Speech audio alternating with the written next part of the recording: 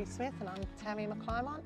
We're generational farmers. Purchased a property called Swing Hill in 2017, northwest of Torrens Creek. It's 64,000 acres. We graze cattle and produce weaners. We run approximately 1,300 breeders.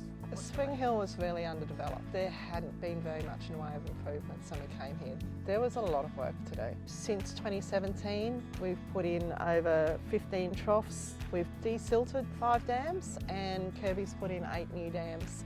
We've also put in laneways and put water in the laneways. I think we've put in 20 kilometres of poly pipe and water tanks and everything like that. So we've spent a lot of water out. And that was all off the house bore here, which did a marvellous job for what it was, but we were constantly checking. So I met Natalie at the Charterstown's Beef Expo and we spoke about drought resilience and grants and things that were available. Kirby got Nat to call me and she talked me through writing the farm business resilience plan. The plan's not that difficult, but getting the detail and the information that really is high value, that's when Nat came in and really helped out. Any question I asked, Nat had a quick answer for. One of the things that I found the best value was when we actually went through and looked at what we did for drought preparedness. And that really surprised us just how much we had done and achieved between 2017 and 2023 when we wrote the plan. And it really helped us focus where we wanted to go to next. We've got our big picture goals, but it's not so set in stone that that's all we're going to do. One of the goals was to put a new bore in.